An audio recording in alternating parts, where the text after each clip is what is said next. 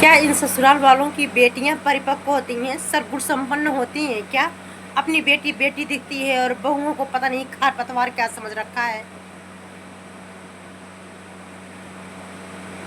तो ससुराल वाले समझे या ना समझे, मैं एक बात कहना चाहती हूँ, लड़कियों की भी फीलिंग को समझा जाए।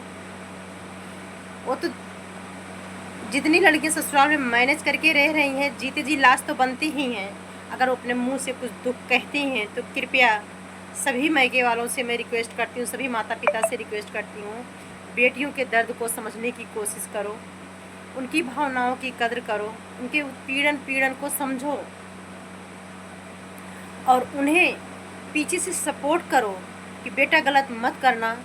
और अगर तुम्हारी गलती नहीं होगी तो गलत मत सहना और झांसी की रानी बन के रहना, ना कि नौकरानी बन के कि काम कर। हाँ ठीक है, अभी ये काम नहीं हुआ, अभी मैं तुरंत कर देती हूँ।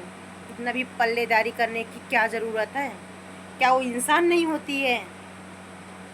उसी ससुराल वाली की बेटियाँ मासूम रूई का फाहा समझ के रखा जाता है और वही घर में बहू को पता नहीं खरपतवार क्या समझा जाता है। उनके दर्द को दर्द नहीं, उनके दुखों को दुख नहीं समझा जाता है। 4 दिन कराहती रहती हैं, तब उनको एक छोटी सी क्लिनिक वाले को ढूंढा जाता है कि कहीं सस्ते में मिल जाए तो उसका इलाज हो जाए।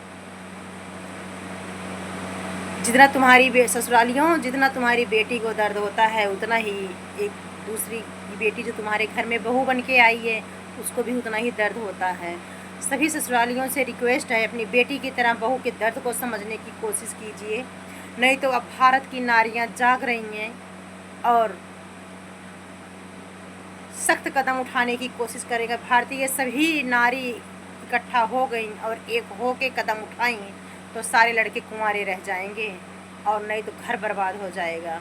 तो कृपया सभी बहुओं का दर्द समझो, सभी बेटियों का दर्द समझो, बेटियों को अच्छा संस्कार दो, अच्छी शिक्षा दो, ना कि उन्हें उत्पीड़न सहने लायक बनाओ कि वो तो कुछ कर नहीं सकती है। बेटा मैं दूसरी शादी तो करूँगा नहीं, घर में रखूँगा नहीं, तुम्हें तो रहना यही है, रहेगी घर में तो बुराई क्यों? बेटा होती तो तुम्हारे घर नहीं रहती, हिस्सा नहीं लेती। आज वो बेटी है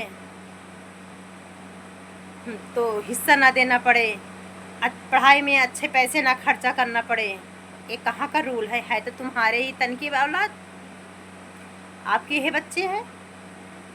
तो कृपया सभी माँ बाप बेटी के दर्द को समझो, मैं यही रिक्वेस्ट करूँगी।